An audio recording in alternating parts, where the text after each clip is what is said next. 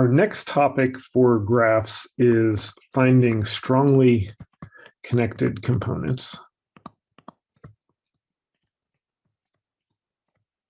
And this is an approach that builds on some of the methods that we had before. And in particular, if you remember how we handled finding bridges and articulation points by slightly modifying a depth first search, we're going to do something very similar here. So first of all, just to remind you of what a strongly connected component is, this is when we have a graph, and in the graph you have directed edges, and a strongly connected component is a set of nodes that can all reach each other. So basically that means that there is some basic cycle that you can make between all of them that will visit every single node, so you can get from any node in the group to any other node. So for instance, this group of 3 is a strongly connected component, but if there's another node over here, that's not part of that strongly connected component, because you can't get from that node back to the original ones. It might be in its own strongly connected component, say with one other node like this, but in this case, you would have 2 different strongly connected components. So there are many times that we want to find strongly connected components. One of the reasons we want to do that is sometimes you can simplify the graph. So when you have a graph of strongly connected components, and they are, and you know, you can find different components, it is then possible to group them together to basically say, what are all the individual strongly connected components, and treat each of those individually as a node. And then the edges that connect them become a new graph that is a directed acyclic graph. So it's a DAG, directed acyclic graph. So you can see that if this is A, B, C, D here, this is the same as this graph that we have in this case. Now, that would be true even if there's potentially more than one edge from one graph to another.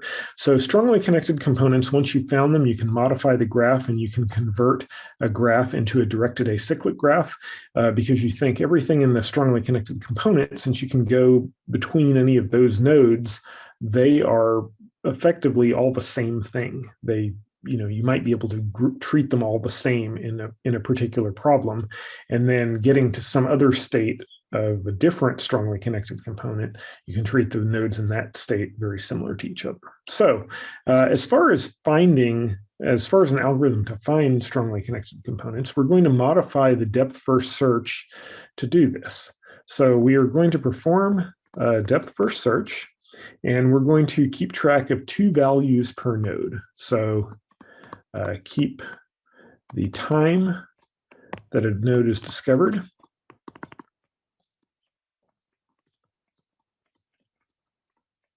and we are going to recursively keep, and this is very similar to what we did with bridges and articulation points, we are going to keep the lowest value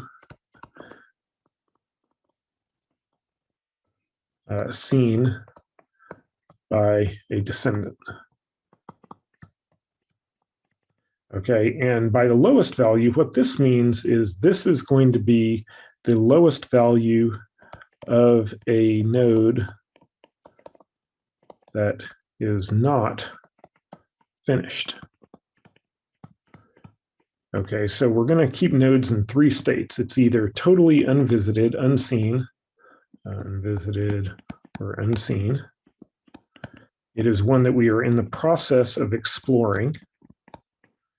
Maybe we've seen, but we haven't fully visited, or it's one that we have finished, that we have already explored all of the edges, and we'll sometimes call that visited.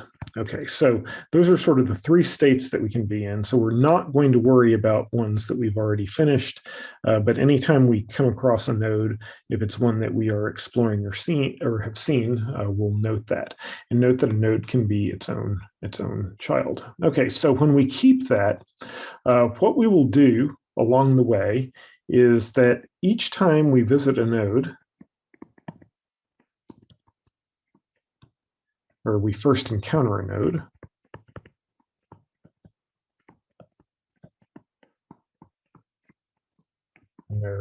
we are going to put it on on a stack. And this is not the DFS stack. So it's not the stack that we are using to keep track of our depth first search. It's a separate stack that's just going to say, here's the nodes that we encounter in order. And then anytime you finish a node, so when you finish a node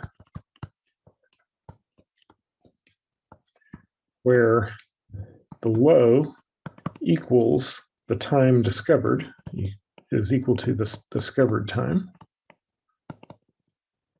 Okay, so anytime we encounter a node where basically you did not find anything after it that was lower, you are going to treat this as, I guess you might call it a root, not really a tree, but you can call it the root of a strongly connected component. And what we are going to do in that case is we're going to pull every node off of the stack. And these are going to be the nodes in the strongly connected component.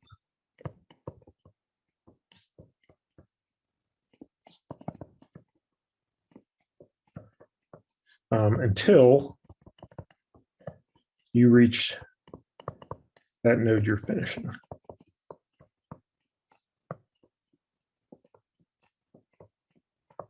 Okay, so let me illustrate this. I'm going to give an example of this because I think that's the easiest way to see how all of this works. So,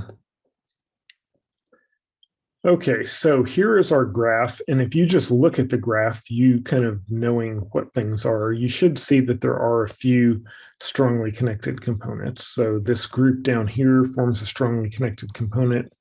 This pair right here of G and H forms one. A, B, and C here together, they form a strongly connected component. F is by itself, E is by itself, and D is by itself. So you can sort of see that yourself, but the question is, how would we write a program that would actually determine what these strongly connected components are? So I'm going to start at a node. You can actually pick any node to start with, but I'm just going to start with node A. And I'm going to show you the process that we would go through to do this. And I'm going to write two numbers. I will try to write the the discovered time on top and the low value that we encounter on the bottom. Okay, so each one, remember, the low is going to be the lowest value that's either yourself or something that you see through one of your descendants. So starting with node A, we will begin that. That will be time 0. We'll visit it first. And I guess I'll head off down the left-hand side to begin with here. So this one we have now started. We're not done with it, but we'll first of all look at node A, and we're going to keep a stack over here. And so we'll start out with A on the stack. So this is going to be my stack over here on the right. So we encounter node F at time 1. And then we might go over to G at time 2. And G is going to go down to H. So we'll encounter that at time 3. And now H can't go down any farther, but it looks back and it sees a 2. So the low value that H is going to have is 2, which is lower than itself. Otherwise, its low value would be 3. So H has a low value of 2, and now we're done with H. So I'm going to check off H. I'll put a little check mark to show that we are finished with H. We're completely done with it. Notice that 3 does not equal 2, so we're not going to do anything. And sorry, I should have updated my stack along the way. We encountered F, and then G, and then H. So we're done with H. Now we go back to G. G doesn't have any other children, so it's done. And the lowest thing that it sees that is either itself, which is 2, or its child, which is also 2. So its low value is 2. And now notice that the low value and the discovered time are identical for G. And so what we're going to do is we're going to pull items off of our stack until we get to G, and that's going to form a connected component. So the first connected component, we will pull off the H and we'll pull off the G. And so H and G are going to form one connected component. and our stack currently has F and A on it. Okay, so we now go back to F, and we continue down, keep doing a depth first search down from F. So the current time now when we hit J, this will be the fourth thing that we encounter, and J will go in the stack. And then perhaps we see L, so that will be the fifth thing. That'll be at time 5. And then maybe we go from there to K, excuse me. So K will be encountered at time 6. And notice K looks back at J and it sees something of time 4. So its low value is going to be 4. L, we're not done with L yet. It can go over here to I. So it encounters I at time 7. And I also can look back and see J. So it has 4. We've encountered I here. Coming back here to L now, after we explored this link, now that link, we looked back toward J. Now we went to I and looked back toward J. So now we're coming back to L, and the lowest value that it sees is either itself, which is 5, or the lowest thing below it, which is 4. So 4 is the lowest thing that its descendant sees. Then coming back to J, the lowest thing between itself and its descendants is 4. And again, now we have the same value, 4 and 4 there. And so what we're going to do is we're going to pull items off of the stack until we get to J. So we will pull off I, K, L, and J. And that will be our next connected component. I, K, L, J. And basically the reason that works is because these are all nodes that can see back to themselves, but J can't see anything earlier. So all of these things can see back to J, but J can't see back to anything before it, so that's where we stop. Okay, now we go back here to number 1. The lowest thing that 1 sees between itself and its descendants, well, G had a low value of 2, J had a low value of 4, F itself has a low value of 1, and guess what? That's another connected component. So we will pull F off of the stack. It becomes a connected component all by its lonesome self, and now we continue on in the other direction. Okay, so we can go on to node C. This would be, we'd hit that at time 8. Then we might go up to B at time 9 and D at time 10. Notice D can't go anywhere else, so the lowest value that D sees, I'm sorry, I should have added these, were C, B, D. And the lowest thing that D sees is 10, and so again, we have a low that matches the high, so we pull that off the stack and create a new connected component just for D. We come back here to B. Notice B, it saw a 10 in that direction. If it looks in this other direction, it sees all the way back to A, so it sees a 0 there. So the low value is 0. Now we're done with B. So C, we've explored this edge already, so now we go down this edge, and we are going to hit E. We'll be at time 11. That's the 11th node that we hit. E would look this direction. However, D is already finished. Okay, so we have finished with all of these nodes over here. I haven't been checking them off like I should, but all the ones that have check marks we're already done with.